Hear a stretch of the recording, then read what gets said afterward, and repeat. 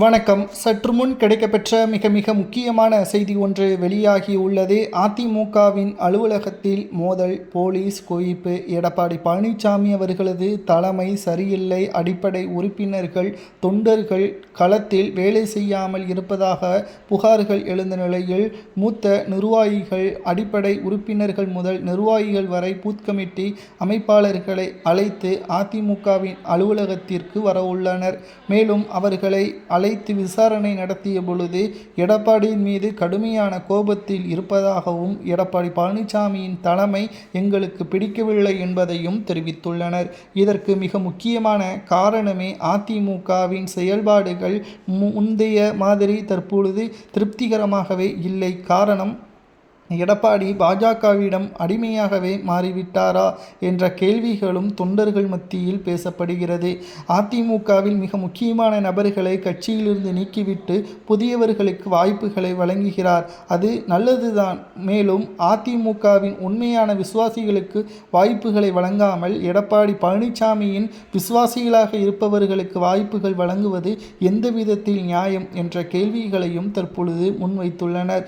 சிலர் திமுகவிற்கும், சிலர் விஜய் அவர்களுடனும், பலர் அதிமுகவிலிருந்து விலகி சசிகலாவின் புதிய கட்சியிலும் இணைந்து வருகிறார்கள். இது தொடர்ந்தால் நிச்சயமாக அனைத்திந்திய அண்ணா திராவிட முன்னேற்றக் கழகம் மிகப்பெரிய ஒரு சிக்கலில் மாட்டிக்கொள்ளும் என்ற தகவலும் கிடைக்கப்பெற்றுள்ளது.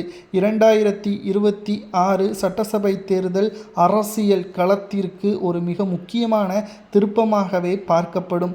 இது நடைபெறாமல் இருக்க வேண்டும் என்றால் தொண்டர்களது பேச்சையும் நிர்வாகிகளது பேச்சையும் எடப்பாடி கேட்க வேண்டும். இல்லை என்றால் அது தோல்வியில்தான் முடியும் என்ற தகவலும் கிடைக்கப்பெற்றுள்ளது. 2026 சட்டசபை தேர்தல் நினைத்தது விட மிகவும் போட்டியான தேர்தல். இதில் கச்சிதமாக வெற்றியடைய வேண்டும் என்றால் அதற்கு ஒற்றுமை மட்டும்தான் முக்கியமாக அமையும். ஆனால் எடப்பாடியோ அதிமுகவை பொறுத்தளவிற்கு பல தியாகங்களை எடப்பாடி செய்ததாக கூறுகிறார். ஒரு தியாகமும் எடப்பாடி செய்யவில்லை. கட்சியிலிருந்து பலரை நீக்கியதுதான் அவர் செய்த தியாகமா என்ற கேள்விகளையும் மக்களே முன்வைத்து வருகிறார்கள். சரி, எடப்பாடி பழனிசாமி அவர்கள் செல்லும் இடமெல்லாம் எதிர்ப்புகள் கிளம்புவதாக அதிமுகவின் அலுவலகத்தில் பேசியதால் அங்கு மாஜி எம்எல்ஏக்கள் மற்றும் மூத்த நிர்வாகிகளுக்கிடையே மோதல் ஏற்பட்டதால் போலீஸ் குவிக்கப்பட்டு தற்பொழுது பேச்சுவார்த்தையின் மூலமாக அங்கிருந்து பல நிர்வாகிகள் சென்றுள்ளனர். இவர்கள் நிச்சயம் சசிகலாவின் கட்சியிலேயோ அல்லது விஜய் அவர்களது கட்சியிலேயோ இணைவதற்கான வாய்ப்புகள் அதிகமாகவே இருக்கிறது. 80 முதல் 90 இடங்களில் அதிமுக டெபாசிட்டை இழக்கும் என்றும் நிர்வாகிகள் கூறியுள்ளனர். இது நடக்குமா என்பதை கமெண்ட் வாயிலாக கூறுங்கள்.